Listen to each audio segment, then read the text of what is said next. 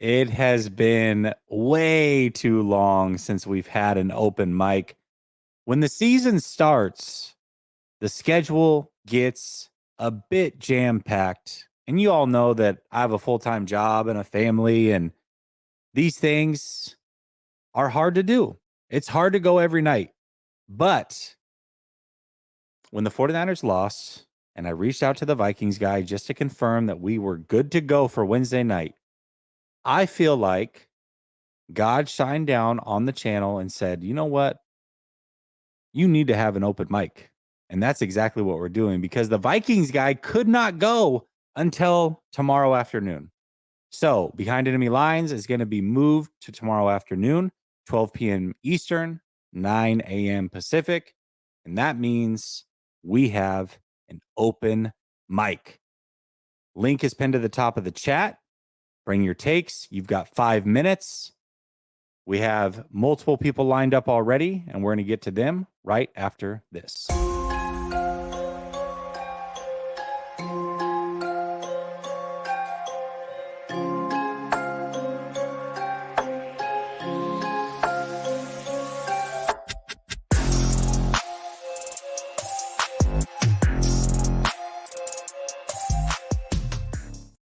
All right. Welcome back to Last Second Sports, where we are giving you our take down to the last second. And as I said, it's open mic night.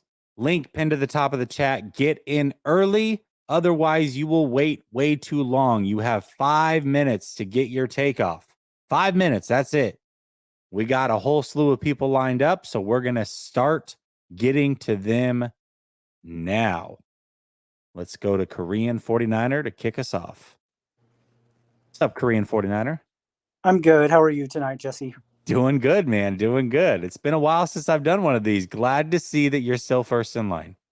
Still try my best, Jesse. That's all I can do. So I was in a sports bar watching the game.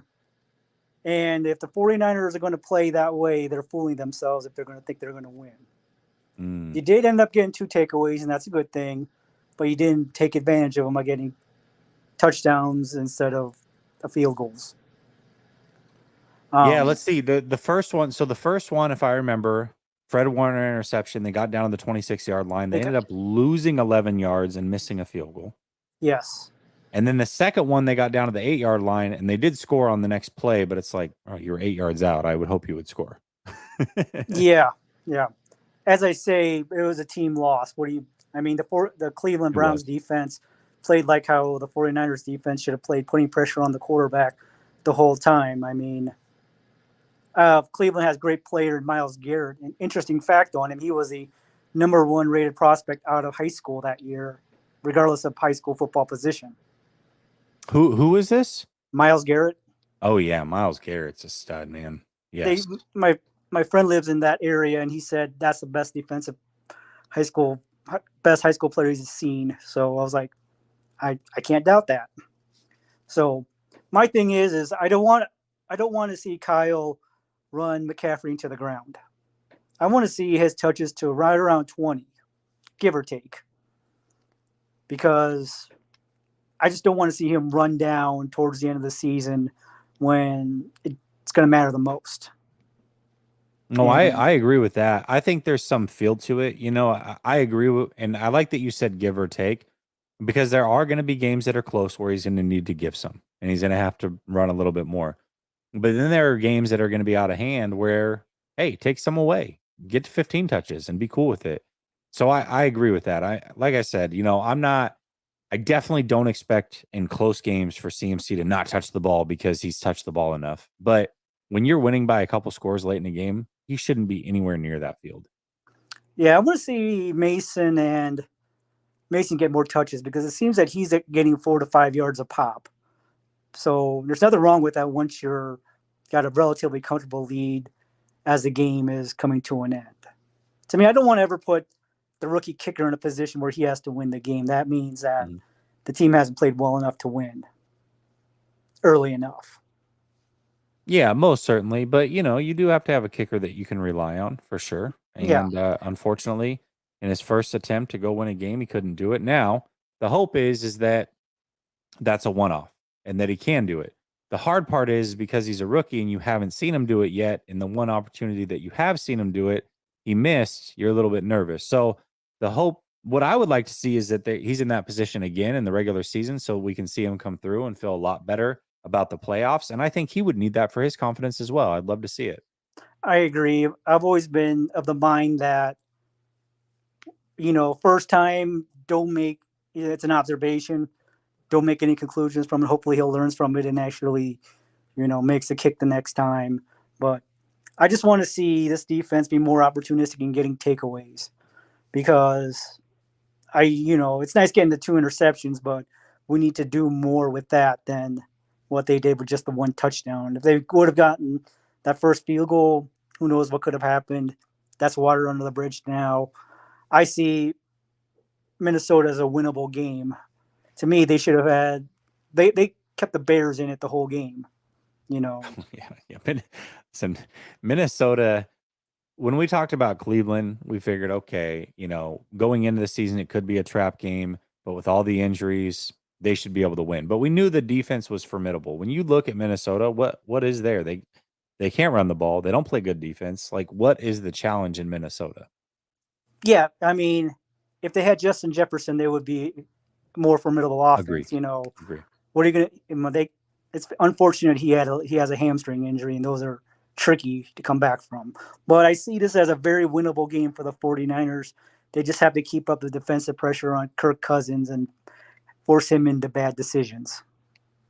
Completely agree, and I think they can do that. And I thought Mitch Wishnowsky had a great game kicking. I think he had an over 50 yards per punt average in the Cleveland game in mediocre weather.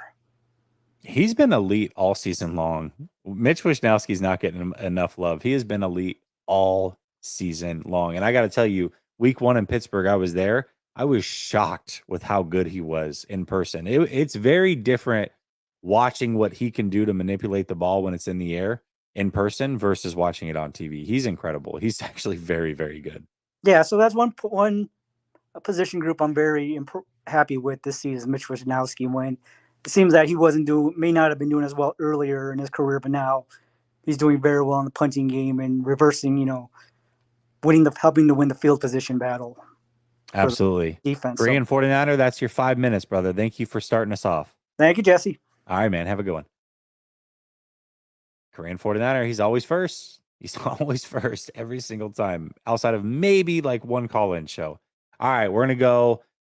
Because it's 5 minutes in between, you basically know how long you're going to wait. I like to give you an approximate so you know exactly what you're looking at.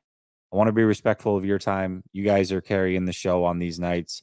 And so if you can't wait, I understand. It's going to go Kevin, David, Wolf, Keith, Allen. Those are the next 5. All right? Kevin, David, Wolf, Keith, and Allen. All right, Kevin, we're going to you. What's up, Kevin? What's going on, Jesse? How you doing? I'm doing good, man. Good. Haven't seen you since Pittsburgh. Yes, it's Pittsburgh. You're right about that. Absolutely. I'm not gonna be long, man. The thing I really want to touch on is why are some fans so emotional, man? Like they cannot look at things objectively. Like you cannot. Certain people you cannot criticize. The 2021 season, I used to be in a lot of Facebook groups. And after that season, I stopped, because some people cannot look at things objectively. If someone has a bad game, they just had a bad game, and it's okay to say it. Mm-hmm. I agree. But those same people can criticize a whole lot of other people. I agree. But when they get emotionally attached to players, you cannot criticize them. If you're a hater, you're a bandwagon, you this and that. But in that game this past Sunday, there's a whole lot of blame to go around. Just about everyone had their hands in that loss. I understand people want to get on Jake Moody. Yes, he should have made the kick. But at the same time, there's a lot of other things that there's a whole lot of other things that actually led up to that. The defense, overall they look good. Yeah, Cleveland only put up 19 points, but at the same time, I'm actually looking at it like, actually 19 points is a damn lot for that. You got a backup quarterback. Cleveland had all kind of injuries, so we can go and say Christian McCaffrey was injured and Debo got injured and Trent was injured, but Cleveland had injuries on their side as well. Yeah, they did. They had their sometimes you get called a quarterback. spade a spade. They had their quarterback, their running back, and their best offensive lineman out in that game going into it. So Absolutely. But like I said, there's a whole lot to go around. But I'm just tell some people out there, look, there's nothing wrong with people being objective. When someone is being objective, that does not mean that they're a hater. When someone is being objective, that does not mean that they don't like that does not mean that they don't like a certain player. If someone says they want to wait and see for a whole year or a couple years, that does not mean that they're a hater. It's the NFL. I've been a fan since the 49ers drafted Lot, since 1981. When Joe Montana had a bad game, I criticized him objectively. Steve Young had bad games. I criticized him objectively. Like Facebook and all that stuff wasn't around then, right? I think it's louder Absolutely. now. But when you would read the paper or watch local news or whatever, would they criticize Steve Young and Joe Montana when they would play bad at times? Absolutely. Okay. There you go. Absolutely. I mean, I criticized Jerry Rice when he first came in and he was dropping all those passes. Mm-hmm. Objective. He got booed. Absolutely. He was booed his rookie year. Yeah. So there's nothing wrong. I mean, I don't know if this generation of fans, man, they're soft. They're emotional. And I was watching you and Coach last night. Mm-hmm. And people were saying you were saying things that you were not saying. Oh, they're always reading between lines with what I gotta say. That's that comes with the territory. Yeah, like you would give good comments, but they will take your good comment and take it all out of context, mm-hmm. and just trying to say that you all bad. No, I mean, you are looking at things. There was a lot of people in that game. There was a lot of people on this past Sunday that had bad games, and I have seen you call them all out. But when you call out this one person, it's like you are a hater, man. It's crazy. I mean, you would think that he's like a family member or something. Absolutely. It's like he's their little brother. I don't know what the deal is, man. Like, it's okay. He didn't play good. He'll be fine. He'll be fine. He'll be fine. But he didn't play good. I criticized Ronnie Lott when Eric Dixon ran over him, and that's how I became a 49ers fan. I mean, hey, Dickerson was a bad boy now, though. He was bad. He was bad. Dickerson was a bad boy. He was bad. I think he's probably I would say he's the third best running back of all time. I really think I'd put him above Sweetness. Actually, Eric Dixon is my favorite. He is my favorite of all time.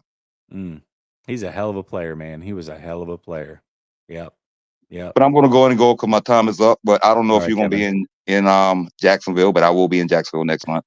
I will not be in Jacksonville, but only because the next week I'm actually going to Levi to watch them play Tampa because I'm going to be in Oregon for the week of Thanksgiving. So I'm flying to Oregon on Saturday, and then I'm flying out and taking a day trip Sunday to go watch the 49ers play. I've never seen them play at Levi, so I'm taking that opportunity. Yeah.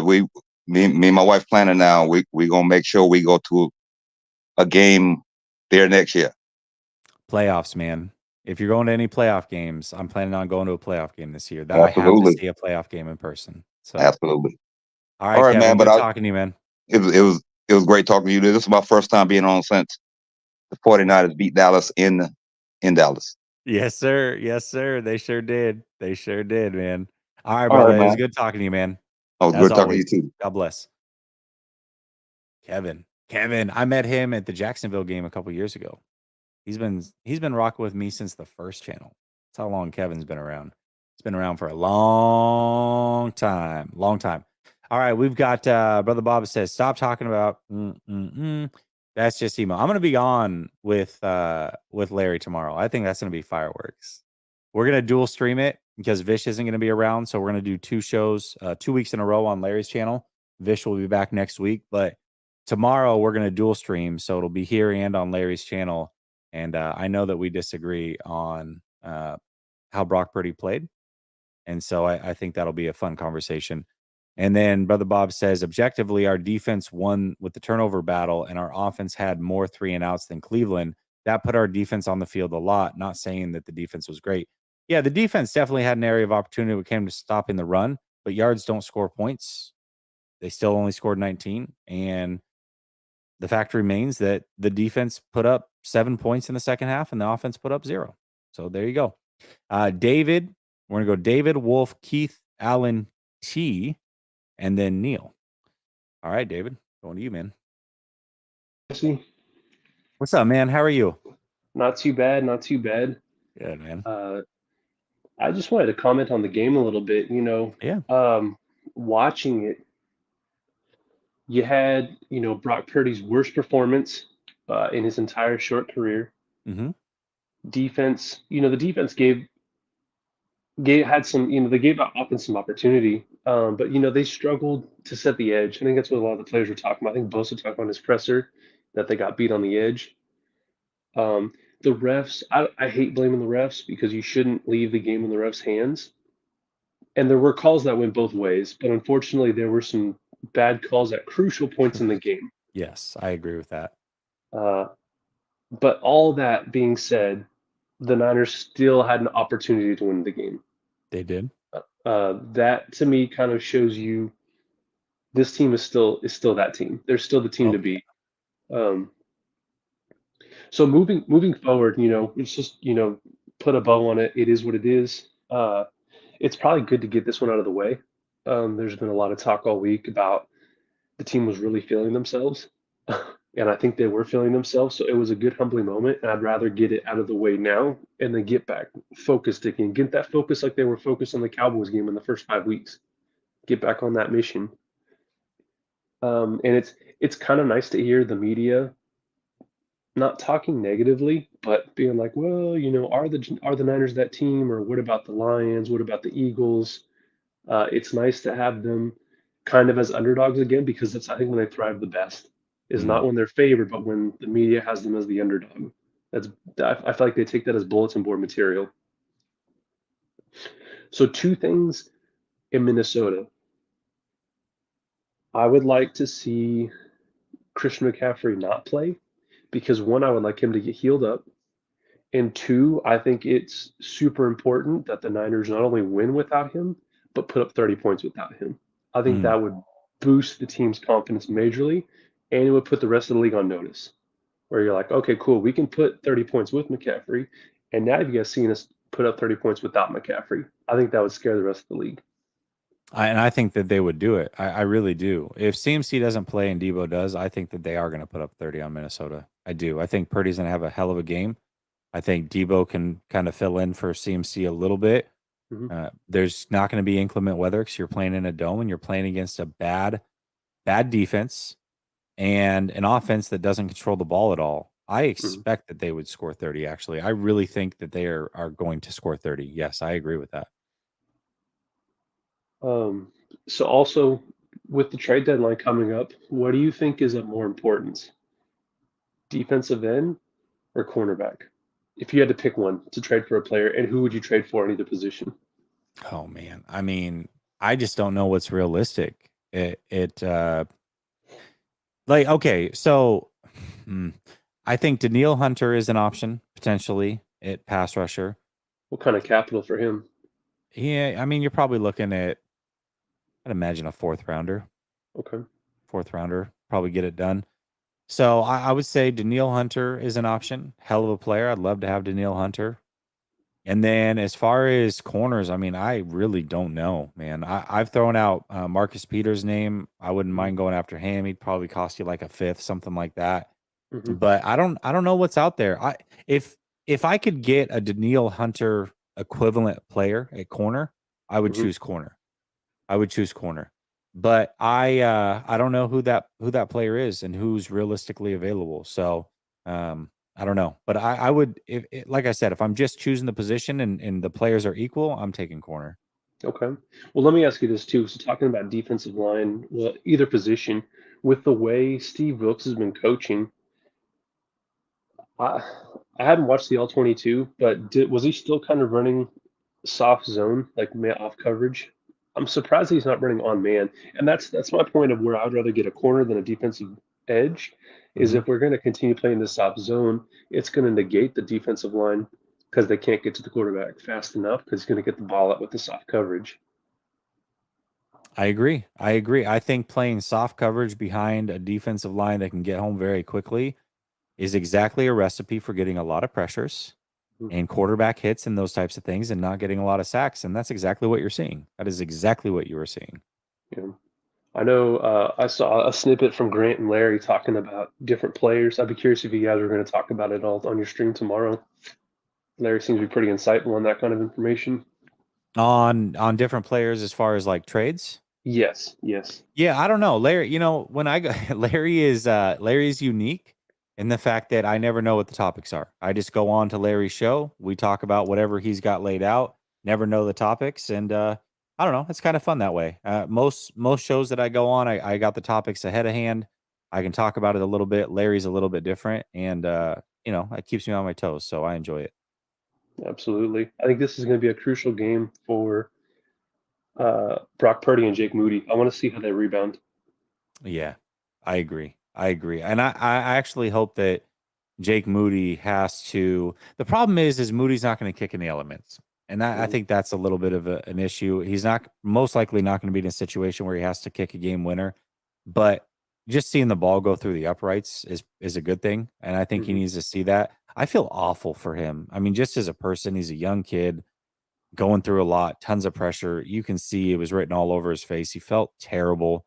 So on a personal level, I feel awful. But as far as like, hey, you might be the reason this team doesn't win a Super Bowl, you better step it up because you won't be on this team very long. So it's just the reality of the situation. David, I appreciate your call. Very insightful. Call in anytime, man.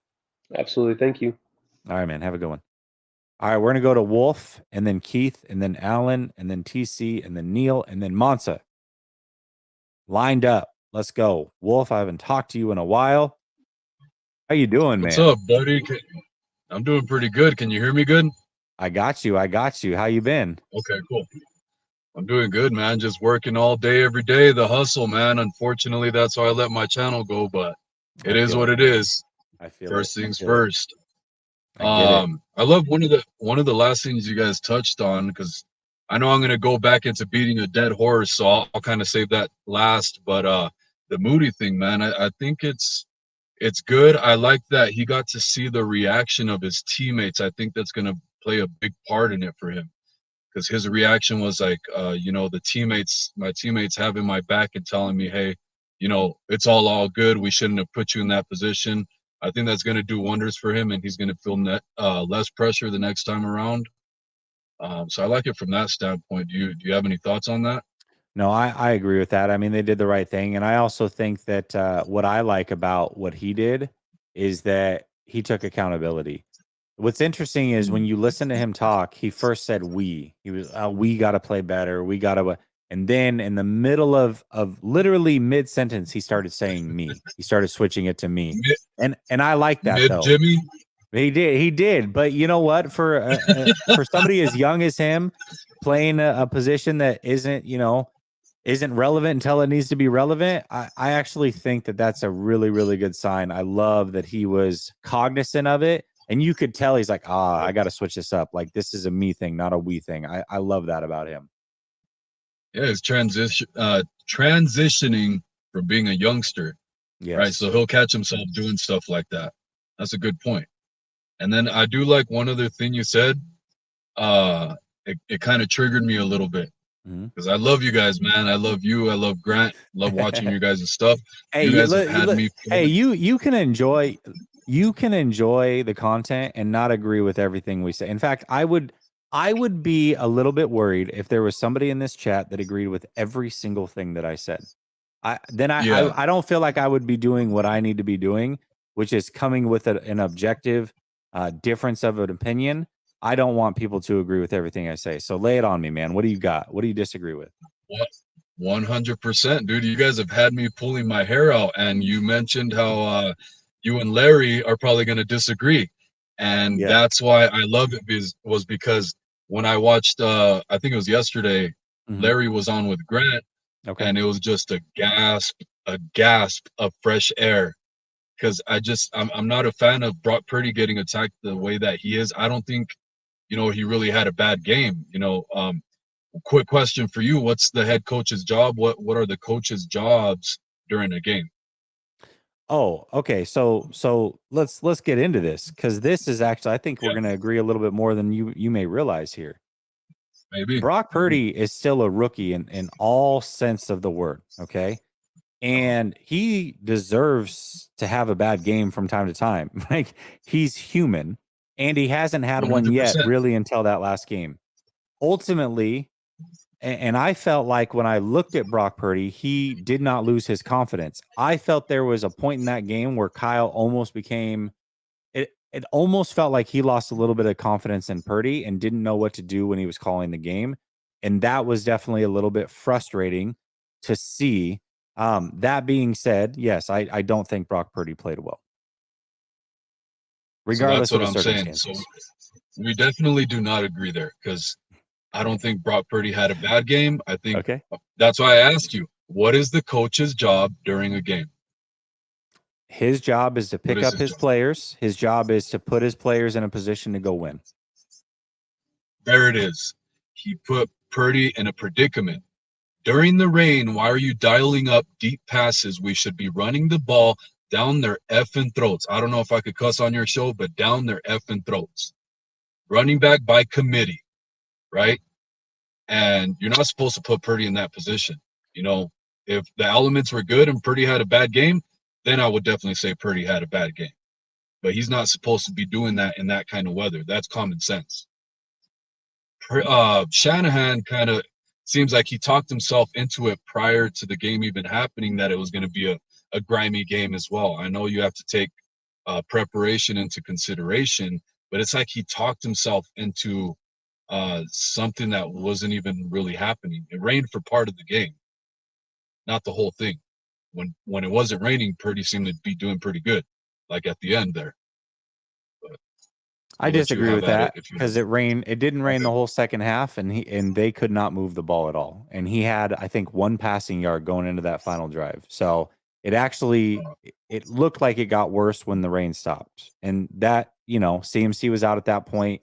I understand it. I'm not saying that it shouldn't have gotten worse or that he doesn't deserve to play bad, but I don't believe that his play got any better when the rain stopped. Interesting. I still think we should have ran it down their throats by committee. I don't disagree with that. I don't disagree with that. Right.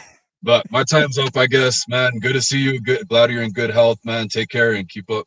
Hey, you too, man. I always love hearing from you. Thank you always for supporting the way that you do, man. And it was good hearing from you, brother. We'll talk soon.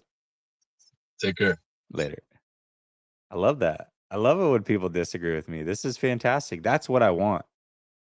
And when I was on Grant's show, I said, listen, I know that a lot of you disagree with me. That's okay. But call in. Let's talk about it. Like, nobody's not going to be a jerk. You know what I mean? Like, I appreciate the support. I know that you can choose to watch somebody else. And I think watching somebody that you don't agree with is healthy. And I expect that I'm sure there are things that I say that piss you off and you choose to come back. And I appreciate that. Josh says, where'd you get the NFL leaderboard? Oh, brother. Well, it's almost like I paid you to say that, because they are a sponsor on the channel. This is Glance LED. The link is in the description. You can program it to stocks, sports scores, standings. It shows my YouTube channel stats. You can have it be a free ticker where it says whatever you want. So if you notice when it goes through its thing, it'll end with like and subscribe. Glance LED, promo code LSS will get you 10% off at checkout. It comes in 3 different sizes, 2 different colors. Go check them out. Super easy to set up. Awesome product. This thing's been clutch. I love this thing. Appreciate you, Josh. Brother Bob says, hate your reasonable takes. Just tell me Brock Purdy's great. All right, Brother Bob, I'll do it one time for you. Brock Purdy, for my money, and I want you to clip this. Brock Purdy, for my money, is the best quarterback I have ever seen take a snap under center for any team ever. It's for you, Brother Bob. Feel awful for a shaky kicker. Okay, that's unreasonable. Brother Bob says, you don't agree with your Cincy beat us in the Super Bowl take? Is that, you see, you talk a lot, but since he's coming on now, this thing, I'm going to be mad at you for speaking this into existence because they were looking awful and now they're starting to come on a little bit. We'll see what Cincy does, but yes, at the moment, it doesn't look like a great take. Brian Kolb says, Wolf is stating facts, and he's been a member for 18 months. I appreciate you. All right, we're going to Keith, Allen, TC, Neil, and Mansa. Keith, man, I saw you before I bring you on because I don't want to use your 5 minutes for this, but I saw you getting after it at the gym, my guy. Getting after. I mean, this guy was on the treadmill. He was running a good 18 miles per hour for about 10 minutes straight. Very impressive. Very impressive. What's up, Keith? How you doing, man? You are muted, sir. Hold on. All right, There what we about go. now? Okay. We got you. Yeah, trying to get my big butt moving, man. Hey, you were after it. I saw it. You were after it. I'm gonna go back in there as soon as I get off the phone. There we go. I'm in favor of a snap count or touch count for Christian McCaffrey. Okay. Especially if we're up 2 scores. Okay. I think he's touching the ball too much. When I see the disparages or whatever and touches between like him, Debo, Ayuk, and Kittle, to me it just doesn't make a whole lot of sense. And now I'm running back through the history of Kyle. When we got Kittle as a rookie his first 2 years, we ran him into the mud. I mean, differently because he's a tight end. That 1 year, 2021, when they started playing Debo at wide back, it's like he gets one person centric to me now that I'm looking back at his history as a 49er coach. And I think this could break us because obviously McCaffrey's already broken a little bit after last week. I don't know what your thoughts on that. You know what's interesting, and you know Grant more than anybody. I mean, really, he jinxes the 49ers because he does this. I agree. He predicts injuries before they happen, and it's very annoying. He did it with Trey, Right. then he did it with CMC. But you know, you really could see these things coming from a mile away when you look at the way that they're being used. It's like there's no guarantee that I guess having more plays means that you're for sure going to get injured. But if there's a 5% chance that you get injured on any given play, the more you play, the more likely you are to get injured. Like that's you would think that seems like common sense. So it's like, to me, I don't know, man. I just, it's frustrating because you could see it. And CMC is not young. CMC is at that age right now where running backs really start to fall off.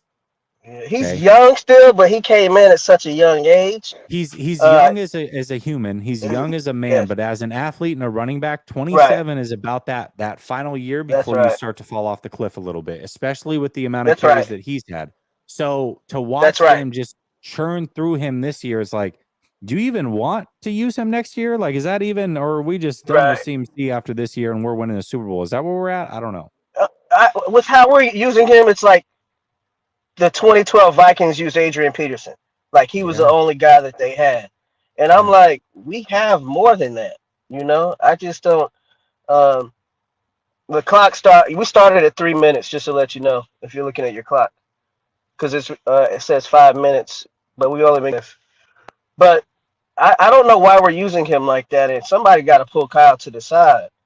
Like I said on your show yesterday, if Christian were meth, Kyle would be a meth head. You did say that. You did say that. So, like, come on, man. Somebody has to save him from himself. Put him in Christian McCaffrey rehab. Also, your caller, Kevin, the one that's older than me, I've been a fan since 88. He said 81. he does know fan stands for fanatic, not being logical. Okay, so some True. fans are never going to. Some fans are going to be fanatical. So everybody's not trying to be objective. So Yeah, I try to be objective. everybody fans different, man. You know Different, that, Keith. right? And I'm not going to gatekeep other people's fandom. Fandom, I'm right? just here to tell you how I feel. But this is what I don't like, and this is where I understand where Kevin's coming from. Just like Yeah. I'm not going to gatekeep your fandom, don't gatekeep mine. Like Keep don't mine. Here you assume go. like don't assume that because somebody doesn't fan the way that you do, that they don't like certain players or aren't Right. behind the team or aren't rooting for the team when the game's going on. Like, Right.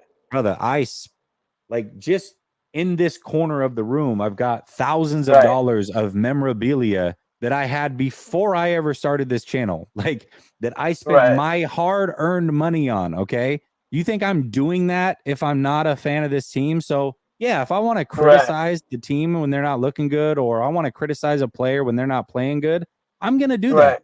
Like that's Right. how I fan. So don't gatekeep my fandom. I'm not gonna gatekeep yours. Don't gatekeep mine. Right.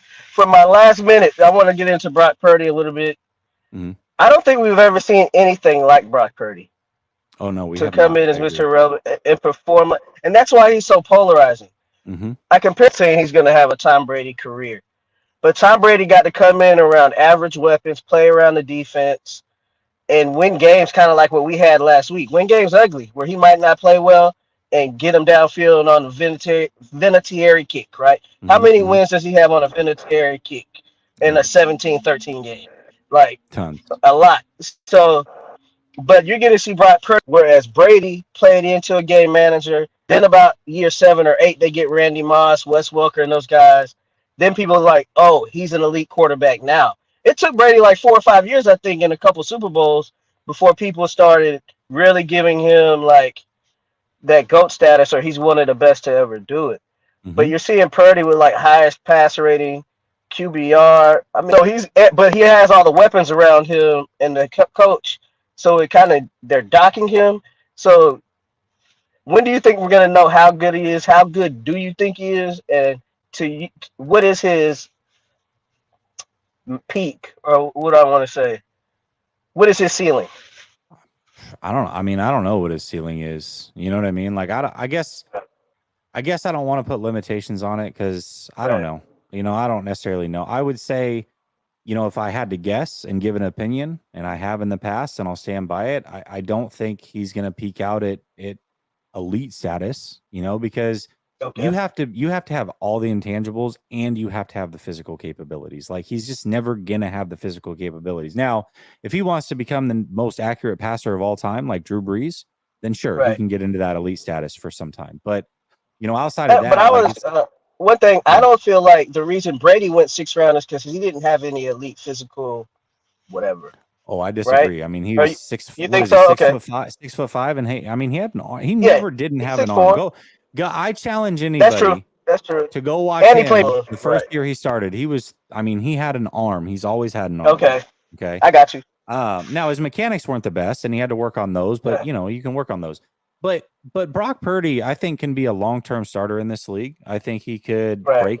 I think he can do a lot of like what Kirk Cousins did in a different way. He's a different player than Kirk. He's more athletic than Kirk. Right. You know, different player. But much like how Kirk has put together this run and has been borderline top 10 at times, Dak the same way, borderline top 10, depending on the year. I think Brock Purdy can certainly do those things. And, you know, so we'll see what the long term is. For me, I've got a 3-year rule, and it's not just 3 years in the league, it's 3 years of playing before I make a full decision on who you are. And even then, sometimes you don't know. You know, Jalen The Hurts is a great quarterbacks, example. is that just for quarterbacks or all NFL It's all players? it's for all players. I mean, sometimes you know very early. Like, okay, when you get a Jamar Chase that comes in the league, or Yeah, an Justin OBJ or Jefferson, Jefferson, you know, Randy like Moss, yeah, yes, when they come Calvin in, they're the Johnson, best yes, at the position in the whole league. It's like, okay, right, all right, geez, all right, we know right, you're going to be good, okay. But that's very, right, very rare. I right. think all positions deserve a 3-year grace.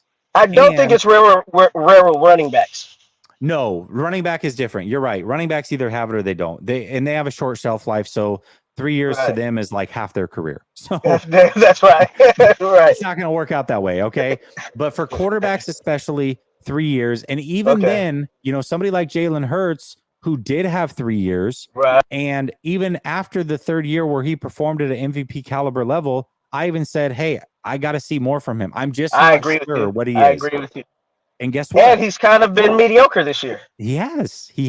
I still Yes. don't know what he is, and so it can be tough, man. It really can be tough. And quarterback more so than any position really seems like a year-to-year position. Right. You got guys that break into the top 10 all the time, and then the next year they're 20th best quarterback in the league. Like we see it happen very regularly. So I don't know. Well, thanks for taking my call, man. Thanks for taking my call. And I Absolutely, appreciate man. you following. I just hit 200 YouTube subscribers. Right on, man. Hey, go subscribe. Actually, go put the channel name in the chat for everybody. All right. All right, we'll do that. Thank All right, man. Talk to you later, Keith. All right, we're gonna go Alan, TC, Neil, and Mansa. Let's go to Alan here. Actually, let me make sure I don't have any super chats. I'm sorry. Get through that real quick. Vincent says, Jesse, want to get Flav cred for calling the game? Oh, I already did. So sure, I'll do it again. I said it on Sunday. He was super chatting in. I'm like, bro, you were one of the few people that were worried about that game. I was not on board with him at all. No, he definitely was all over that one. All right, we're gonna go to Alan. What's up, Alan? Hey Jesse, how you doing? Doing good, man. How are you? Doing good, man. Making that bread right now. Good. All I'm hearing right now throughout the weeks and stuff, Jesse, you could probably say the same, is all these fans are freaking out. And I even heard you say it on one of your shows. There's nothing to freak out about. It was just a bad game all around, team wise and stuff like that, and you got fans freaking out. I don't think there's nothing to freak out about.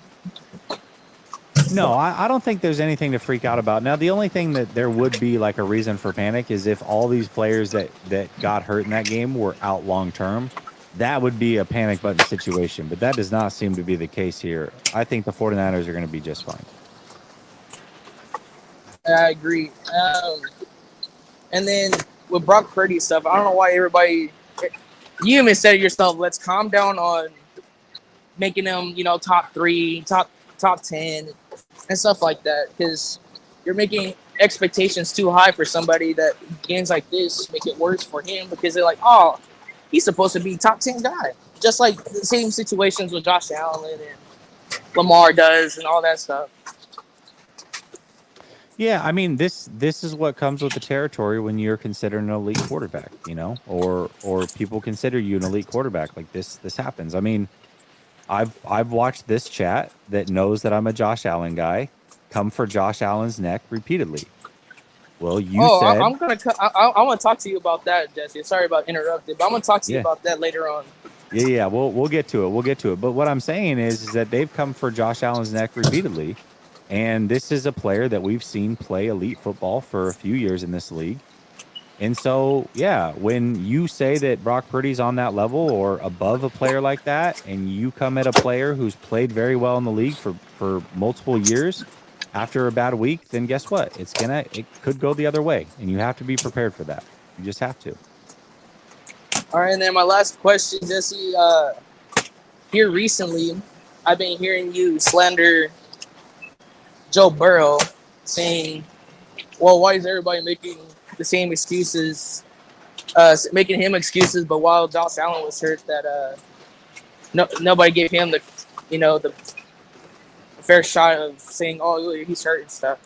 Yeah. But can you say Josh Allen's O-line's better than Joe Burrow's O-line? I mean, can you say that? Because you can say so. I would say 2 years ago that was the case, but I don't know about now. Would you say you'd rather have a quarterback that can't run and has to throw from the pocket, or a quarterback that's still mobile and still has somewhat of an arm? Oh, I'll take the mobility for sure. So you said that everybody's making excuses for Burrow. I mean, Burrow can't do anything like hit Burrow things without extending the play. It's the same thing like Josh Allen can't throw as good as he does without his arm. But he didn't have his arm. That's my point. Is he? So you know this injury that Brock Purdy had, right? Where he had a complete tear in his UCL and couldn't play in the NFC Championship. Yeah. So it came out that Josh Allen tore his UCL last year in the Jets game, the first Jets game, which was like week 9. Now, it was not a complete tear, but it was a partial tear. He played the rest of the season with that partial tear. Nobody gave him any grace. It was like, oh, he's a turnover machine.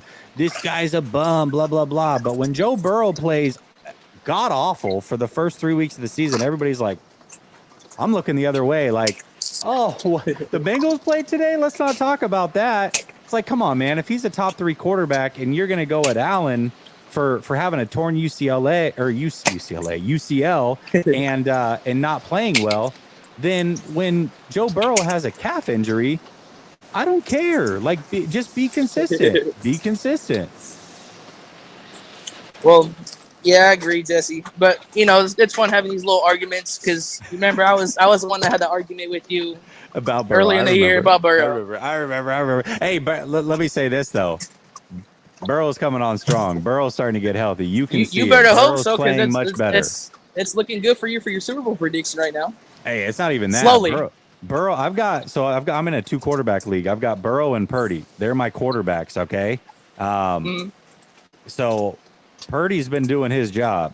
Burrow, not so much. So I need Burrow to play good for fantasy reasons. I'm trying to win a fantasy league here. Yeah, I agree. One more thing. Do you know what if the Niners' schedule's been out for next year yet? It's way too early to think about next year. Do you know? No, but you can. I mean, obviously, it's not this like when they play them and whatever, but you usually can predict. So every 4 years they rotate between divisions, so you almost can predict which division they're going to play. Now, what it comes down to, though, and what you're not going to know is what team in that division fully. Because if the 49ers finish first in the division, when they play those other teams in the other divisions, they're going to play the first place team in the random divisions, and then they'll play like a whole division like the AFC North or whatever. So, yeah, some of it we could go through, and if I had time, I would probably be able to tell you like 12 of those games that they're going to play, but there's a few that you're not going to fully know yet. Yeah, the reason why I asked it because I live in Indy. And I wanted to see if you would have come down here, grab. I would love to. Maybe I'll buy a lunch or something to come see the game. I would love to go to Indy. I've heard Indy's a great place to go. In fact, when I went to Pittsburgh, I was so pleasantly surprised with how beautiful that city was. I've heard great things about Indy. I would love to come check out Indianapolis or Indy for sure. Yeah. Matter of fact, if you want to, they got a combine where you can see the players throughout their combine. At the stadium and stuff. It's a cool experience. It's free. Yeah, and actually here's a pro tip for anybody. If you want to get credentialed, the combine credentials everybody. Like you just really gotta apply. They'll credential you. So if you like just start a podcast and have an episode, they'll credential you for the most part. So like if you want to go to the combine and get like up close and personal, you can usually get credentialed for the combine, the draft, Super Bowl week leading up to that. Not the actual game, but like just the week leading up to it. Those things are very easy to get credentialed for. So pro tip for anybody, if you want to be a journalist for a week, you can go do it through those events. Alan, appreciate you, man. I gotta let you go. I gotta get to these next few people here, but call in anytime, man. No problem, man. Hope I see you in Indy one of these years, man. It'll happen, man. I guarantee it'll happen. We'll meet up at some point. I will. Lunch will be on me though. All right, bro. I appreciate it. Thank you. No problem, man. He had an axe to grind with the Josh Allen thing. He remembered me from the offseason. I remember that conversation. Brother Bob says, wait, realistically, Moody may be a freak out issue. Nah, he's cooler than the other side of the pillow. Yeah. Seriously, if you guys ever want to get credentialed for an event, those are the easy ones. You can get pretty much anybody can get credentialed for those. So put you guys on game a little bit. All right, TC, Neil, and then Monza. What's up, TC? You're muted. TC going once. I mean, he's a 95-7 the game legend, TC. All right, listen, TC, I'm going to remove you. I'm going to come back to you. I'm going to go to Neil. Hopefully Neil's ready to rock. What's up, Yo, Neil? what's good, Jesse? How you doing, man? Doing good, man. How are you? Chilling, man. Just got off the show actually. Watching you and Grant. So first time Thank you, doing bro. one of these, but yeah, man. I'm not. I would say from the last game, um, I'm not worried about Moody at all. I mean, actually, I think it's a blessing in disguise because I guess it not awakens the topic of trying to get back Robbie Gold, but it puts it on notice. Like I'd rather him miss it now than like down in the playoffs or God forbid the Super Bowl. Because if it happened in any one of those games, oh man, it would have not been good. So Yeah, I mean, most certainly, if it's going to happen, you'd rather it get out of the way. I guess my concern with Moody is we saw it during the preseason. Now, here's the good part of that, though, is that we also saw him start this regular season and he was money. So we've seen him overcome these woes before. Hopefully he can do it again. Now, the difference is he didn't miss a game winner and he didn't do it in a regular season game when it actually counted. So we'll see. I mean, it's going to take a lot of mental fortitude to push through. If he's built like Brock is mentally, I think he'll be fine. yeah, But he may yeah. not be. We'll see. yeah, and he's really young. So it's like you guys were saying just earlier. The way he handled it, going from we to me, that's a maturity thing, and he'll definitely learn. So, I wasn't putting too much on him. At the end of the day, we're the Niners. We're supposed to be the best team in the league. There's no excuses for you, winning that fashion. You got to put that game away. I mean, there's multiple times, Ayuk dropped it, Purdy missed CMC, happens. But I mean, hey, we'll bounce back, and every great team has one of these type of games. So, Yeah, absolutely. And I see that, Buddy says he's a rookie, and I agree. I mean, rookies deserve grace. But unfortunately, when this team's trying to win a Super Bowl, they can't afford a kicker to have these problems. I mean, that game in the long run, and it's not only his fault. I want to be clear about that. Not once have I said that the game was on Moody, but everything counts. And maybe that's the difference. Long run, that one win might be the difference in being the number one seed. We'll yeah, see. And absolutely. that's a big deal. You can't have that happen in a team that is win now. You just can't. Yeah, and I think that, and like I said, he'll learn. Not too worried about it. In terms of Brock, Brock's been doing phenomenal, man. I mean, it's only one game. It's not like he threw 3 picks like Jalen. I No, bro, understand. Brock's fine. Brock's gonna be Yeah, fine. It's gonna be and fine. I mean, to me, I think it also comes back to like the conversation. Like, is he an elite quarterback? Not yet. I don't think so at the moment. To me, like, we can't just be throwing out the word elite. I think to me, there's only 5 elite quarterbacks in the league right now: Patrick Mahomes, Josh Allen, Lamar Jackson, Joe Burrow, and Justin Herbert. Everyone else, I can't say Jalen yet, or Tua, or even Brock, because like they have really good offenses. They have weapons. They have a good O line. They have a great run game. So I think I want to see a little bit more out of Jalen and Tua as well before I can really make a decision. But I want to see them, you know, do it without those type of weapons that they have. So I guess you could say it's situational, but yeah. Yeah, I mean, I think you can play elite and not be elite. Yeah. I think you can be elite and play awful, Absolutely. So it goes both ways. And I think it's fair to say that going into that last game, let's take the Browns game out of it. And I think I said it multiple times that Brock Purdy was playing elite. Now, that does not Yeah. make him elite long term, but he was absolutely playing elite. And that's why we should have confidence that he'll be fine. He was playing at an elite level. He had a game where it wasn't good. And it is what it is. He'll be fine. He'll be fine. Absolutely, man. Absolutely. And then, I'm just hoping Debo can get back into his 2021 form. But it is what it is. So I mean, it's just, the standard. It comes back to the standard you guys were talking about. And we need to be just focused on game to game, not out of side beef. I mean, it's not like we won a Super Bowl. We Yeah. haven't showed anything for in the past 4 or 5 years. I mean, sure, we've been on top, but no Super Bowl. That's all that matters. Game number 6, come too close. I'm still heartbroken from 10 years ago. Kyle Williams, 2012. That should have been a hold. I'm still mad about that on the Crabtree play. And then, yeah, Cap. Just he played bad in that fourth quarter against the Seahawks, but love Cap, so but it is what it is. So hopefully this is our year.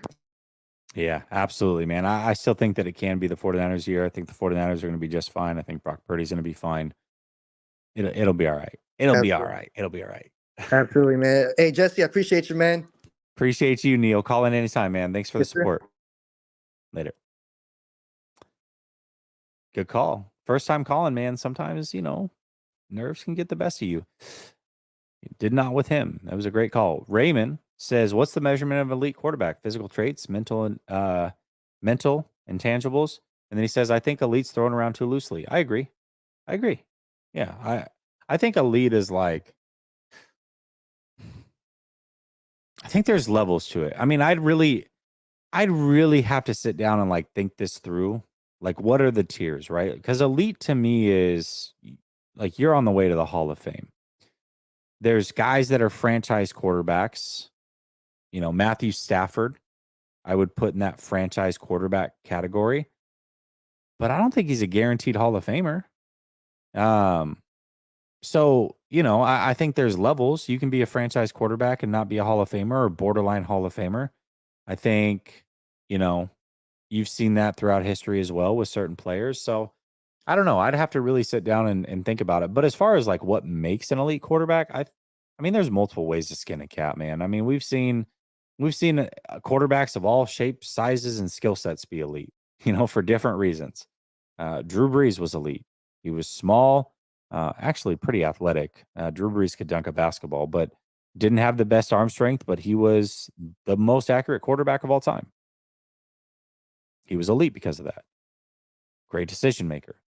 Then you've got the big physical guys, the Ben Roethlisbergers, that can do it all. Okay, there you go. Elite, Hall of Fame quarterback. I don't know. There's multiple ways you can go about it, man. There really is multiple ways. I don't know. I'd have to really like sit down and think of a definition though on that one and what I think an elite quarterback is. I know my definition of a franchise quarterback, but that's not necessarily elite. So, all right, TC, we're going to go to you one more time before we go to Monza. Let's see if you're ready and rocking and able.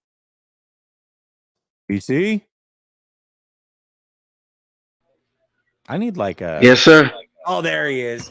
I need like I need a soundboard with like a womp, womp, womp or something like that. Yeah, I came to you, TC, and you weren't ready. My bad. I came to you again. I was like, man, is he not going to be here? What's up? Bro, listen, my bad. I'm in the middle. I'm doing 1,001 things. I'm watching the Kings game, bro. I'm on the road with you on speaker. So I'm good. How you doing, bro? I feel it. Hey, I was saying that you're a 95-7 the game legend. What'd you say? I said I was telling the chat you were a 95-7 the game legend. Oh yeah, you already know me, bro. I gotta tap in with my takes.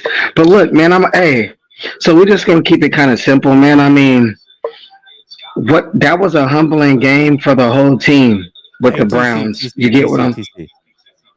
Yeah. Can you close the YouTube channel? Because I hear us in the background. It's like echoing. And I know the chat hears it too. So you're backstage on StreamYard, but close the YouTube channel side of things. Oh man. No, you just close out of the whole thing. It's not what I said to do, TC. I said close the YouTube side of things. Keep the StreamYard side of things open. Hopefully you can figure it out. Technology can be an MFer for sure. All right, I'm going to throw the link back in because I still got some time. So let me throw it out there if anybody else wants to join. If not, no big deal. I got Monza here as well. We're going to go to him. But I want to answer this question. There's the link if anybody wants to join. Don't Bother Me says, Jesse, what's the difference between a franchise quarterback and a system quarterback? This I can answer. The elite thing, I got to really sit down and come up with the definition. But for me, a franchise quarterback is somebody that can carry a team when he's being paid. And a guy that you're confident you can still win a Super Bowl around, even when some of that talent's stripped away. So I'll give you an example. Kirk Cousins, very good quarterback for many, many years. I think he's super underrated. Dak Prescott has been a good quarterback for many years. They are not franchise quarterbacks, in my opinion. Because when you pay them and you start stripping away talent, they're not going to win a Super Bowl. Like, their chance to win a Super Bowl was on that rookie contract. That was it. Once you get that big money, they're just not worth it. I mean, your franchise can be in quarterback purgatory for a long, long time and never win, put butts in the seat, get people excited year in and year out, ultimately to come up short year after year after year. And because you don't have a franchise quarterback, you have a quarterback that needs a lot of pieces around him to win, needs great cut. Like, everything has to go perfect. If you have a quarterback that everything has to be perfect for in order for them to win a Super Bowl, that, my friend, is a system quarterback. When you have a quarterback that everything doesn't have to be perfect for, but they can still go win a Super Bowl, or at least put yourself in a position to potentially win a Super Bowl, that is a franchise quarterback. That is the difference. All right, we're going to go to Monza. Then we'll try you again, TC. Hopefully you got it figured out, and then we'll go to Ray. I'm glad he called in because he asked the elite question. Monza, what's up? How's it going? How do I sound? You sound fantastic. Yeah. It's been a while, man. It's good to chat with you, man. It's been a minute. Yeah, it has been a while. It has been. I will say this. I want to give Monza credit for a second. He has like some of the things that he says in the moment, you're like, come on. But they often do come true. Like, he said some wild things in the past. I'm like, I don't know if I can go. And then a few weeks later, I'm like, I'll be damned. Monza was on his ish, wasn't he? All right. Anyways, which one was it though? Bro, there was a few things. I did the show with you. There was a couple of them, but on Twitter, you be throwing out some like crazy. I'd have to go back and look, but there was 2 or 3 times where I was like, come on. And then I was like, all right. Right. He was right. He was right. I know we were talking about the Lions, and then we were talking about the schedule, and I said I fear the Browns more than I fear the Bengals. And we disagreed there. Yeah. But there, I mean, yeah, I am wild with my takes, and my brother, because my son always says you need to put them out there. You need to put it out there. But I kind of got busy with work, and I opened another business, so I just haven't had time. Yeah. So a couple things, and I mean, you can go on and on. Another thing about a franchise quarterback is you would be comfortable moving off of a coaching staff and keeping him. That's a franchise quarterback. And I honestly think that Kirk Cousins is a franchise quarterback. However, hear me out. However, we haven't seen him with a great defense. Because I think the difference between a franchise quarterback and an elite quarterback is, can you, like Pat Mahomes won a Super Bowl with a bottom 5 defense. That defense was bottom 5 when he won his first Super Bowl, wasn't it? That doesn't happen a lot. That's like almost unheard of. I think Brady has 6 out of 7 of Brady's Super Bowls. He had a top 10 defense. He didn't when he was with the Bucks, but he had a top 10 defense every year he won with the Patriots. So and the craziest part about ranking quarterbacks, while it is the most difficult position in football, it is the most reliant position in football. Because not only do they rely on the offense around them, they rely on the defense, but they also rely on the special teams. Like, everything on the team helps the quarterback. It's an aid to the quarterback. we just live in that era where they want to put the quarterback up to sell the sport. And I get that. But I think the rankings, I honestly just don't like it, because everybody doesn't have Kyle Shanahan calling plays. Everybody doesn't have, who's that moron with the Chargers? Everybody doesn't have Staley, that. What is it? Yeah, Brandon Staley or doesn't something? have that nitwit as a head coach. You know what I mean? So everybody's down on Herbert because, he's not winning. He's got a knucklehead. Like, I could coach better than him, I think. I think if you gave me an off season to go, I could take his playbook, and I think I could call plays better than him, because he's situationally awful. Yeah, I think he's terrible. So I wanted to touch on the Purdy, Brock Purdy, of course, and the fans needed this loss more than anyone. The fans needed this loss more than arrogant players on the team. Mm, I really okay. believe so. Okay. We're still within Brock's. I gotta say, I was feeling myself as a Niner fan. I was definitely feeling myself and too. it's but not go ahead. that. It's not about feeling yourself and thinking that we have a Super Bowl team. It's not like, look, dude, like we are 49ers fans. We know who Joe Montana is. We know who Steve Young is. I'm not talking about them in the same breath with Brock Purdy, and he hasn't even played enough games for his first rookie season. 17-game season. He hasn't even hit 17 games yet. Just let the kid play and wait. We don't need to get into this argument and discussion about who's elite, who's top 10. It's premature, and we don't know. So it's like it's annoying that people are so involved with it when someone says something negative in the media about Brock Purdy. Like I understand with teams, like like a Cowboys fan say something to me, yeah, he gonna get this work. You can't, you're not going to come over here and talk bad about Brock. You're going to get this work because you're a Cowboys fan. You know what I'm saying? It's almost like it's funny because I do this too, right? Like I'll come on here and I'm very, very honest about what I feel. But the moment that I'm talking to another fan base and they start talking ish about Brock Purdy, I go like big brother mode. Like, your little brother, like you can pick on and talk trash to all day long. But the moment somebody else does, you're like, no. You don't get to do that. Yeah, you don't get to do that. that. That's where I'm at. I agree with you. Yeah, we're not doing that at all. Not even for 1 second. And then the game, I'm giving Kyle 70% of the blame in that game. The arrogance of this team is led by members of the Cabo clique. They are all empowered by Kyle to feel entitled. Brock Purdy, one thing I know about Brock Purdy, I don't know where I'd rank him, but I know one thing about Brock Purdy. He's a rhythm player. Mm-hmm. That's what he is.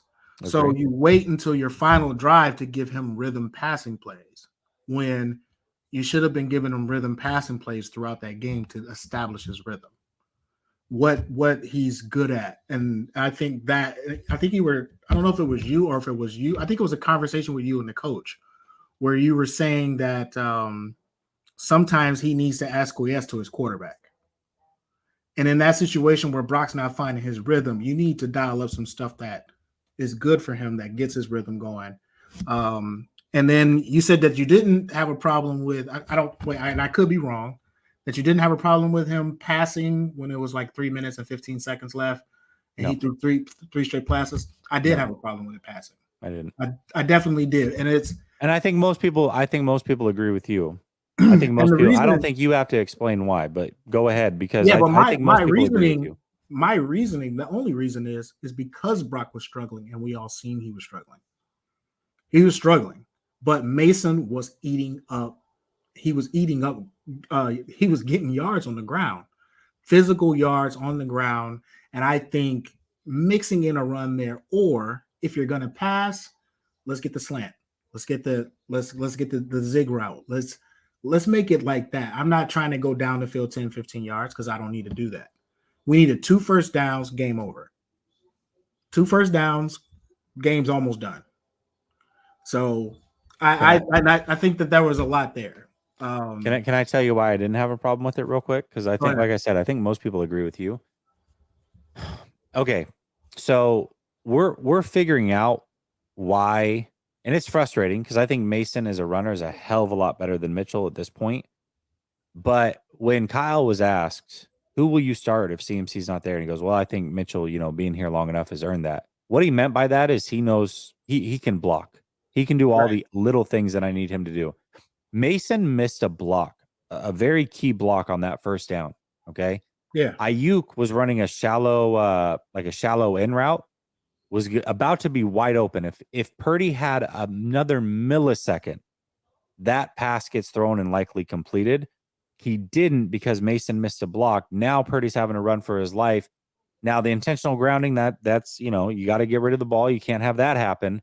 But then once the intentional grounding does happen, what are you supposed to do? Like you got to, and here's what would have happened, Monza. Here's the reality of the situation. If they then decided to run on second down, you know what could have happened?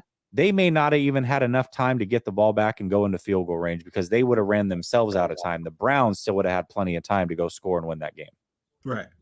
So that's why I didn't have an issue with it. Right. So they're aware of Mason's pass blocking issues I wouldn't have had a man on a call that required him to pass. Don't block. disagree with that. If they didn't think that he was a good pass blocker, then they probably shouldn't have put him in that situation. That I agree with. That completely does. Because they were using this interior run play with McCaffrey when McCaffrey was in the game, and you didn't see it with any of the other running backs.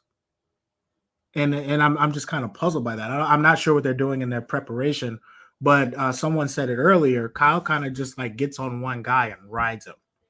And I think you should be using Mason to beat up people early in the game. When the game comes on early, guys are the most fresh. They're hitting their hardest in the first quarter. Well, I want you to hit Mason. I want you to bounce off this big 225-pound running back before you beat up my 200-pound running back. I'm shocked that we haven't seen Mason in the backfield, McCaffrey in the slot. I am just very shocked we haven't seen it. Because in a game where people are going to press man you want to spread the field to give him more passing room. You want to spread the field and run routes. Now we know Debo wasn't in the game, but everything's compressed. He doesn't change it. It's like situationally, it's like he can't get out of his own head. He can't get out of his own scheme, and it's kind of annoying. And if he were to move on from Brock, I definitely wanted to touch on that. Because go quick. Okay, I'll give you 10. Me more than anyone, I was quick and ready to move on from Kyle. I could have moved on from Kyle after the NFC Championship game. If he decides to bench Brock, it's get him out. Get Kyle away from this team if he benches Brock. I'm telling you right now, get him out of here. Decides to bench Brock and go with Sam Darnold, I don't understand how anyone can say that. No. I don't get that. And the main reason that I don't get it is let him die on that Sam Darnold hill. Because what if he benches Brock and he goes to Sam and we make it to the Super Bowl? You just don't think it's possible. But every quarterback that Kyle has had, they outkick their coverage. Every single one of them. Here's the problem. I don't care if they make it to a Super Bowl. They would have to win a Super Bowl. Because here's what they've done. He's already tied himself to Brock Purdy. Okay, if Sam Darnold ends up being the guy that you want going into next year because he plays well this year, you're gonna have to pay him good money, which then foregoes this whole rookie contract BS that you've been trying to sell everybody. Like it doesn't make any sense. You can't. No, absolutely not. That is one thing I'll tell you right now. For as divided as the fan base has been when it comes to the quarterback situation, I would be shocked if 90% of this fan base was not ready to kick down Kyle's front door if he benches Brock Purdy. Oh, they will. Oh, it'll be a flat out mutiny on Kyle and I'll be one of them. Brock's following is massive. So yes, it would be outright, I'm done with Kyle, but I don't understand how it was so difficult for people to be like, man, I'm about sick of Kyle last year. Last year, I was just like, and then you dial up that play and Brock got hurt. The one thing Brock wasn't good at, you needed him to do on that play where he wasn't doing well that year. You needed him to step up in the pocket on that play. And you knew that, before you called it. So there was a lot of things that has transpired. And you know what I said about we should empower Adam Peterson to be able to fire Kyle and take over our draft picks. I'm still on board with doing that. But I know you got to get going. Peters is gone, man. He's gone at the end of this year, unfortunately, man. That extension means that Peters is out. I don't think so. Not necessarily. I think so. We'll talk later. Later. Hit me up on Twitter. Okay, definitely. All right, man. Later. Philip Davies, it's a hell of a name, says, why does it feel different watching other quarterbacks compared to Brock in a negative manner? Watching Burrow week 1, I didn't think much of it. Brock last week, I started thinking negatively. I think there's 2 reasons for that. One, there's just not a lot of Brock out there. Like, we haven't seen Brock play a ton. So there's always that in the back of the head. Like, do I really know who he is? I think that's part of it. Also, I tend to do this as well when, like, my favorite fighter's fighting. Like, I start to get in my head about, like, oh, they're going to lose because of this. And you start to think all these other people that they're going up against are better. And really, they're not. But you're just so nervous for your favorite player or your favorite fighter or whatever that you just start to think, like, negatively. Like, it's just not going to go well. Like, it's not going to go the way that I want. So I think both those things play into it is what it is for sure.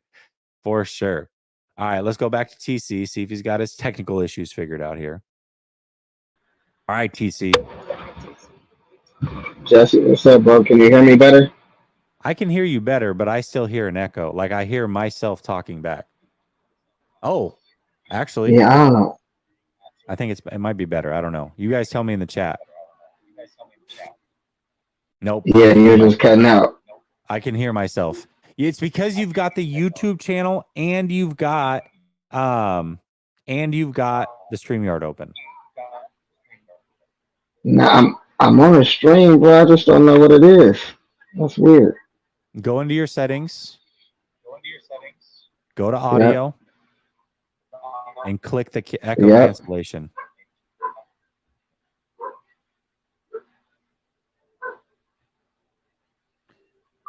There we go. What about now? I think it might be better. Is this better now? Maybe. Hit reduce, go back in and hit reduce mic background noise as well. You have to take those out.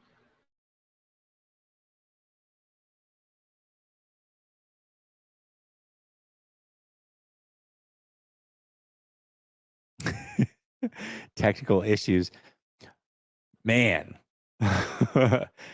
Technology kicking T's butt tonight, man. Kicking his butt tonight. All right, I'm gonna go to Raymond. Hey, Okay, there we go. What about now, brother? You good?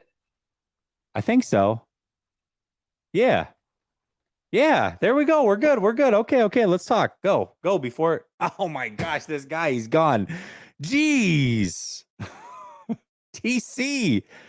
You know what, TC? You're really good at calling into the radio. And when I was there for training camp, I heard you calling into the radio and I loved it. I don't know if the technology thing is your thing on these streams. I don't know if this is your cup of tea, man. I don't know. Every time you call, you do great. I love talking to you, but man, the last few times you've called, technology is up like 3-0 right now. Fight back, my guy. All right, we're gonna go to Raymond. What's up, Raymond? I know you got it together. What's up, man? What's up, man? Crazy. Our PC can't get on. Shit. Wild. What that was okay. First of all, great comment by you. You got me thinking the whole elite quarterback thing. Because I do think it is different. I think there's levels. I think there's elite. I think there's franchise. I think there's long-term starters. And then I think there are guys that you're actively trying to replace. Like if I was to put it into 4 categories, that would probably be it. Yeah, I mean, it's tough. I was talking to my cousin, and then we were going over like elite quarterbacks and how do you judge them? What makes them elite? And we were just like, all right, well, let's look at the quarterbacks we had. All right, what do we know about our team, 49ers? So if you look at like our elite quarterbacks, they're different. Joe and Steve are different. But you would call them both elite, wouldn't you? For sure, yeah. But they're different, you know what I mean? And so to me, like, it's tough. It's at the end of the day, is it just the guy who wills his team to victory? Or is it because, I mean, if you look at Joe, for instance, and Joe's way before my time, but if you look at Joe, I feel like the quarterbacks who played during the 80s with Joe was not the most physically gifted out of all those quarterbacks during the 80s. Not even close.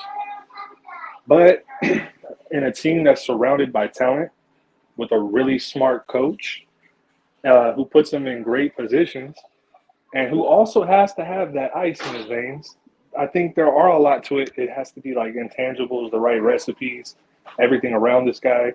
Yes, he's elite, but he's elite in a different way. And I feel like right now, like during today's NFL, a lot of the times the elite gets like marginalized.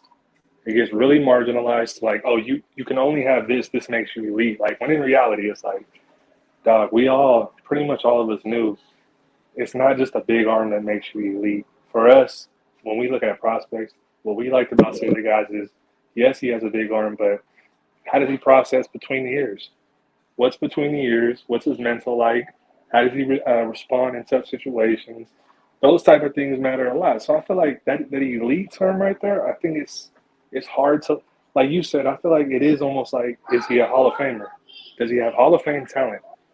And not just like everybody who's getting up in the Hall of Fame now. Like, I feel like it's like real Hall of Fame Okay, talent. okay, Like, hold on. I'm gonna ask you a question because this will let me know if we're on the same page. Okay, we're gonna figure it out real quick where we draw the line in your Hall of Fame. Not what you think's gonna happen.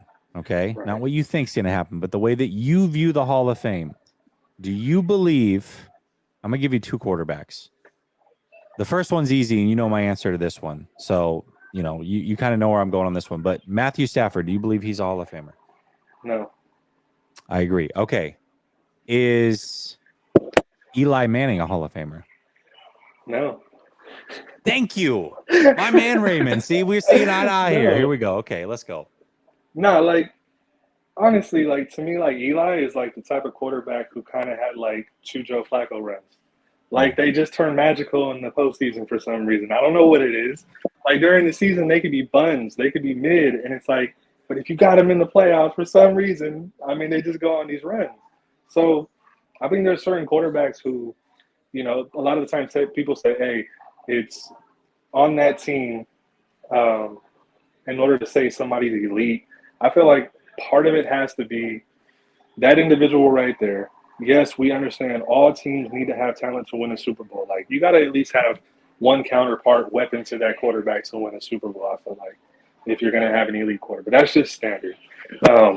But that quarterback pretty much, have you seen enough from that guy that where it's like, this quarterback always puts his team in position to win, or they're always in a game, or they're always – it's like that person is a threat. So earlier when you brought up Cleveland and Baltimore in terms of Lamar Jackson and how he played against them, like, to me, that had to be taken with a grain of salt in terms of division. But at the same time, the reason why Lamar can do things against that defense is because Lamar is the elite. Lamar is different. Lamar can do things that other quarterbacks can only dream of. And that's what gets lost in that whole thing where people are like, oh, this guy, when's he going to win a playoff game? When's he going to do this? It's like, dog, if we're talking about like Brock Purdy right now, and you were to give him some of the rosters that Lamar Jackson had when he had his MVP season, Willie Snead, who else was on that team? Oh my gosh, his receivers were buns. And I feel like Willie Snead right now is currently like fighting for his life to even be called up week to week on this roster. Like literally, the same he was player. like one of his best receivers. Yeah, it's crazy. I know he was. So it's like there are certain guys who you can have a franchise quarterback, and you can have a guy who, like right now, I guess a good franchise quarterback, you could say, who's just a franchise quarterback, but maybe not elite, in my opinion. I'm going to say Joe Burrow is that next franchise quarterback, but not elite. I think he's franchise, but I don't think he's elite. And a lot of people are going to disagree and be like, oh, he did this in college. He did this. Look, Jamar Chase and T. Higgins and them dogs on that side of the ball, it's not like he's working with scraps at all. Now, yes, the guy does well on his own. He had some success with a bad, banged-up offensive line, but elite, I feel like, no, he's not in that category of elite. I do not put him in – I put him in the category of franchise quarterback. I think he'll be a franchise quarterback for many years, but I don't see him as elite. So a lot of people put him in their top 5 as elite. I don't. That's why I said the whole term elite to me is used way too loosely. I don't view it the same. Yeah, I also think, like I said, I think you can be elite at moments in time, whether it's games, seasons, half a seasons, a few seasons.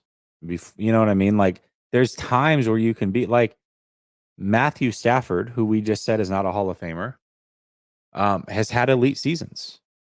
Eli Manning has had about the most elite moments you can have in beating Tom Brady in a Super Bowl, not once, but twice. Like, so you can have elite moments and not be elite for sure. I mean, you can be a top 5 quarterback at times, maybe, and not even be elite. Like, I think it's a really, really good question. A really, really good question, and you can be elite maybe compared to your peers at that time, but still not be elite when it comes to the capsule of time of the NFL as well. That's a very fair point. Because it is like when you bring up like the time of the NFL you're playing in, like you can't help it who the other quarterbacks are around that time. You know what I mean? So it's like you may just be that much better than the talent level at that time. Right. But if you like, maybe the way to try to measure a guy is when you just watch a guy's game by the time their career is over and you can reflect on their career. It's like, could you have put that guy in any era of football and he just would have been a dog no matter what era he was in? Is that player that caliber type of player? Yeah. Yeah, for sure, man. I think it's a great conversation, and I think I could have these types of conversations all the time, man. I really could. Like, who's elite, who's not, who's playing elite, who's not. And like I said, I think if we were doing quarterback power rankings, which is different than who you would take to like be your team's quarterback for the year, or your team's quarterback for the long term or whatever. Like, there's levels to this, but if just power rankings, which I think is probably almost the best way to do it, because it does change so quickly week to week, year to year. Players retire, players get injured. Like, there's so much that goes into it, Raymond. Ray. I don't know why I called you Raymond. Ray. But the my bad. But I think a power rankings is a fun way to do it because, to me, like I said, the first 5 weeks, I had Brock Purdy playing like a top 3 quarterback. Like in my power rankings, he would have been top 3. Now, after last week, he would have slid quite a bit. You know what I mean? But that doesn't mean he can't get back up there. And so I think that there's multiple ways to do it. I think you can do it by tiers. I think you can do it by at the end of the year and look back. I think you can do it and say, okay, who would I take in a game-winning drive? Who would I take to be my franchise quarterback? Who would I take if I needed to win one season? Like, there's so many different ways to talk about quarterbacks and who you would take, and every single scenario changes who your top 10 is and whatever. Like, there's just so many different ways to talk about the position, and it's very, very fun to do.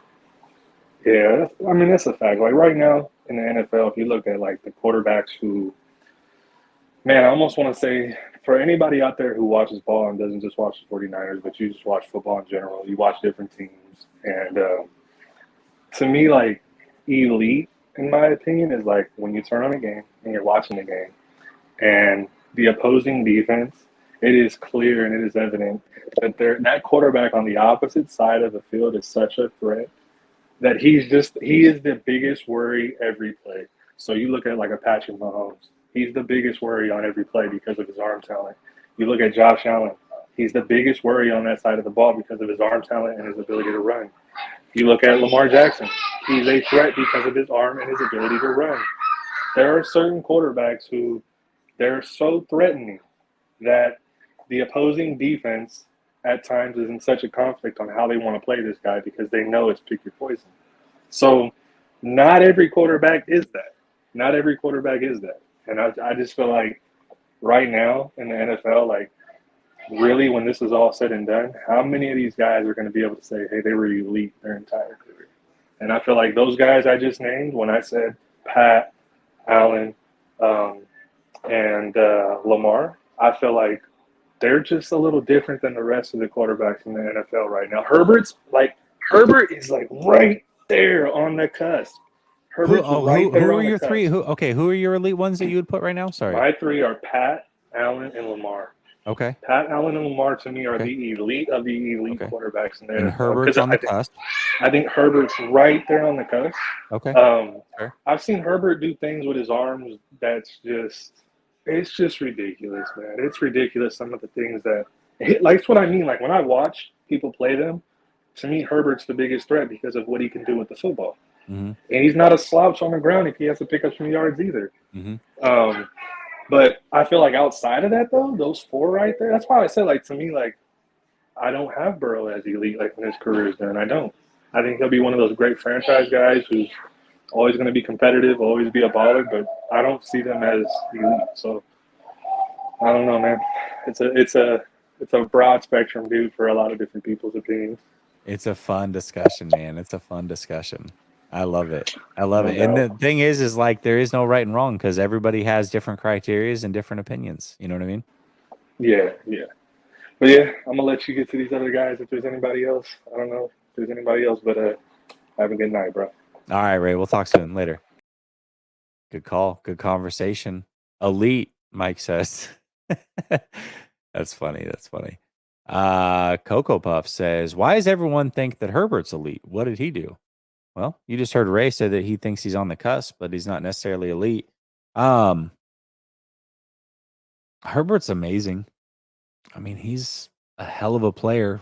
He's got all the talent in the world. And he has some good talent around him. He has an awful coach.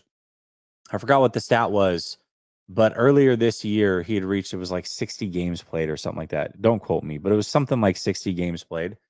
He had scored more in his first 60 games at quarterback than any other quarterback in NFL history.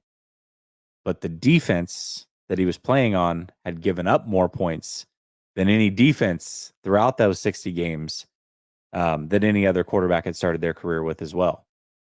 So those things factor in. But, even when you play elite or you are elite, you have some what the F moments. I mean, this last week was a what the F moment for Herbert. Like, bro, after you took the sack, which there was nobody open, you didn't have a choice there. Okay, take the sack. But that pick he threw after is like, is that necessary, man? Like, come on. You can't have those things, But everybody's gonna screw up from time to time. Every quarterback's gonna screw up from time to time. The elite discussion is an interesting one. It is an interesting one. I'll say that. Brother Bob says it's not that Moody missed a kick; he missed two. Andy's a third-round pick. That's just inexcusable. Ain't no way he should miss both. I'm pissed off, Nails. I know you are. You've been telling me for 3 days that you're mad. And your name is pissed off, Brother Bob. I know you're pissed off. 209er says, gotta give Kyle Shanahan credit for taking accountability lately. I'm telling you, man, if you haven't been paying attention to his press conferences, Kyle Shanahan has been taking a ton of credit. I mean, accountability, not credit. Giving a lot of credit to his team and taking accountability. It's very, very refreshing. It's very refreshing. Brother Bob says, Monster, a QB playing mid. Cleveland had 3 turnovers. Run the ball. Yeah, I don't know. That one's tough because Brock was playing really good football for 5 weeks, Like, do you just stop passing the ball because he doesn't have it for a week, or do you try to see if he can work through it? You know what I mean? That one's tough. T-Moss says, let's spread some cheese on this. On this wine? You saying it was wine? Who was whining? Where's that coming from? What is that comment in reference to? If I had gotten to it when you posted it, I would probably know. All right? Probably know a little bit more, but I'm not quite sure. All right, y'all. Listen, I'm going to be back tomorrow at noon Eastern, behind enemy lines, 9 a.m. Pacific. So make sure you tap in there. We're going to get about a 45-minute show in behind enemy lines with a Minnesota content creator. His accent's hilarious. He says Minnesota. So you can tell he's a real fan. It's going to be a lot of fun. I'm looking forward to it. Y'all have a blessed night. Thank you so much for open mic night. It was good to get back to it. Appreciate y'all. Peace.